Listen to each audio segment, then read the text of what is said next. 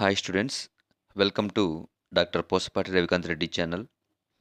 ఈ వీడియోలో degree second సెమిస్టర్లో సాంస్క్రిట్ చదువుతున్నటువంటి విద్యార్థులకి ఉన్నటువంటి అవ్యయభావ సమాసం గురించి మీకు వివరిస్తాను. మనకి ఈ సెమ్ముకి 2 రకాల సమాసాలు ఉన్నాయి. ఒకటి అవ్యయభావ సమాసము, రెండవది బహువ్రీహి సమాసము. అసలు అవ్యయభావం అంటే ఏంటో ముందు మనం తెలుసుకుందాం.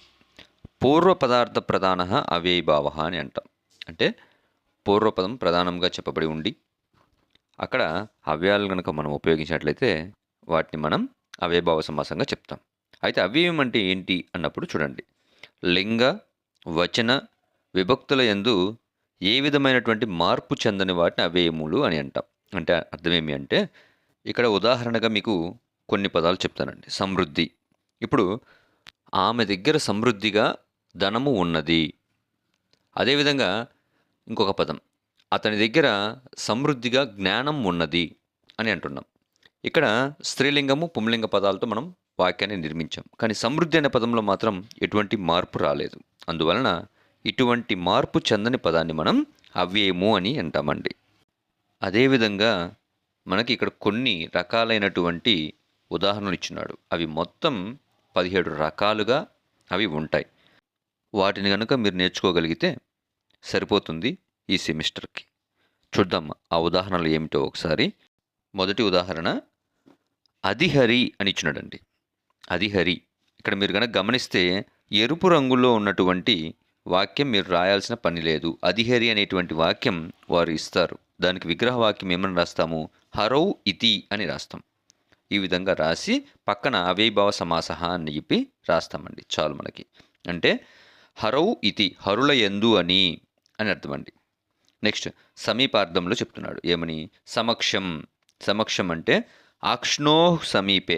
ఆక్షి అంటే కన్ను, ఆక్ష్ణోః అంటే 2 కళ్ళ యొక్క, సమీపే దగ్గరగా, 2 కళ్ళకు దగ్గరగా జరిగిన దాన్ని ప్రత్యక్షంగా అని అంటాము, లేకపోతే సమక్షం అని అంటామండి. అదేవిధంగా ఉపకృష్ణం అంటే కృష్ణస్య సమీపం. ఉపకృష్ణం ఉప అనే పదానికి అక్కడ సమీపం అనే అర్థంలో చెప్పడం జరిగింది. నెక్స్ట్ అదేవిధంగా ఉపలోచనం. ఇక్కడ కూడా చూడండి, లోచనం అన్నా కూడా కన్నే. లోచనయో సమీపే అంటే ఆ 2 కళ్ళకు దగ్గరగా, సమీపంలో అనే అర్థంలో అండి. నెక్స్ట్ మూడవది సమృద్ధి అంటే అధికంగా ఉన్నది అని అర్థం అండి. దానికి సంబంధించి మనం చూడండి, సముద్రం అంటే ముద్రాణం సమృద్ధి అంటే ముద్రాణం అంటే నీటి యొక్క, సమృద్ధి అధికంగా ఉన్నటువంటిది అని అర్థం అండి. 4 వృద్ధి అని అంటున్నాడండి. వృద్ధి అంటే సరైన స్థితిలో లేకపోవడం, పాడు చేసుకోవడం అని అర్థం అండి. దుర్యవనం అన్నాడండి. యవనానాం వృద్ధి అంటే యవ్వనాన్ని దుర్వినియోగం చేసుకోవడం అదండి. నెక్స్ట్ 5వది అభావః. అభావః అంటే లేకపోవడం. నిష్కంటకం అన్నాడండి. కంటకానాం అభావః. కంటక అంటే మనకి కాకి, సూదిమొన, వెదురు అనే అర్థాలు కూడా వస్తాయి. అవి లేనటువంటి అనే అర్థంలో ఇక్కడ మనకి చెప్పబడుతుందండి. నెక్స్ట్ అండి దాని తర్వాత నిర్మక్షికం అంటే మక్షికానాం అభావః. మక్షిక అంటే ఈగ, ఈగలు అనేటువంటివి లేకపోవడం అని అర్థం అండి. నిష్పాపం పాపానాం అభావః. పాపాలు అనేటువంటివి లేకపోవడం ఇట్లాంటి. అత్యేహ. అత్యేహ అనే పదానికి మనకి అర్థము వినాశము అని అర్థం అండి. అతిహిమం అన్నాడండి. ఇక్కడ మీరు గమనిస్తే ఈ అంటే విగ్రహవాక్యం మనం రాసేటప్పుడు చివరిలో ఉండేటువంటివన్నీ కూడా మనకి అవ్యయాలు. అదే బ్లూ రంగులో ఉన్నటువంటి పదాలను మనం సమస్త పదాలు అని అంటాం. ఇవి మీకు ఎగ్జామ్లో ఇస్తారు. అయితే ఇక్కడ పూర్వపదంలో ఉండేటువంటి పదాలన్నీ కూడా మనకి అవ్యయాలు. ఆ పదం గుర్తుపెట్టుకోవాలి మీరు. సరే, నెక్స్ట్ అండి అత్యయ అన్నాడండి. ఇక్కడ అత్యయ అంటే వినాశం అని అనుకున్నాం. అతి హిమం అంటే ఇక్కడ చూడండి, అతి అనేటువంటి పదం మనకి అవ్యయం. సరే, దానికి ఇక్కడ ఏం చెప్తున్నాము? హిమస్య అత్యయ. హిమము యొక్క అత్యయము అని చెప్పి చెప్తున్నాడు. అంటే హిమము యొక్క వినాశనము. ఇప్పుడు పరిస్థితుల ప్రభావం రీత్యా ఇప్పుడు మంచు మొత్తం కూడా హిమాలయ పర్వతాల్లో కరిగిపోతూ ఉంటుంది. అట్లా అనమాట. అటువంటి వాటిని మనం చెప్పుకోవచ్చు. లేదా అధికంగా అని కూడా కొన్ని సందర్భాల్లో మనం చెప్పుకోవచ్చు. నెక్స్ట్ అండి అసంప్రతి. కనే మనకి అనౌచిత్యం అనేటువంటి పదం కూడా ఇచ్చి ఉన్నాడు. ఇక్కడ చూడండి, అతి నిద్రం.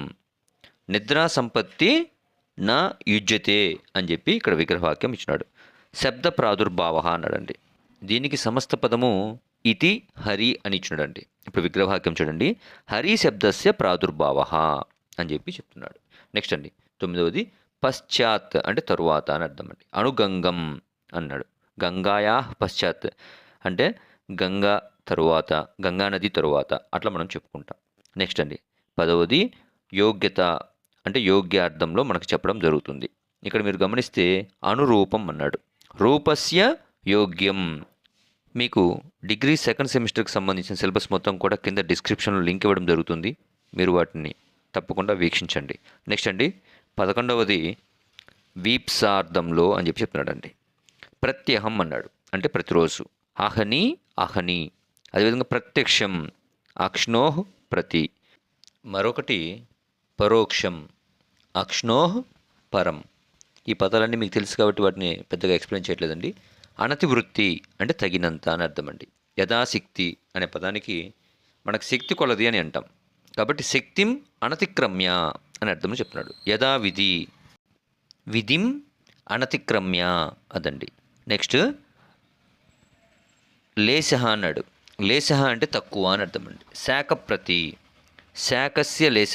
శాఖ అనే పదానికి కూర అని అర్థము. మరొకటి ద్వీపము అని అర్థం అండి. ద్వీపం కంటే తక్కువగా ఉన్నటువంటిది అని అర్థం అండి. మరొకటి సూపప్రతి అన్నారండి. సూపస్య లేశ. సూపం అంటే పప్పు, పప్పు కంటే తక్కువ అనే అర్థంలో ఇక్కడ మనం తీసుకోండి మీనింగ్. మరొకటి 14వది చూడండి. అనుపూర్వ్య అన్నాడండి అంటే వరుస అని అర్థం. దానికి అనుజ్యేష్టం అనేటువంటిది సమస్త పదం. ఇప్పుడు విగ్రహవాక్యం చూడండి. జ్యేష్ఠస్య ఆనుపూర్వ్యేన అని చెప్పి ఇక్కడ చెప్తున్నాడండి. నెక్స్ట్ 15వది యోగపద్య అన్నాడు అంటే ఒకదాని తర్వాత మరొకటి వరుస.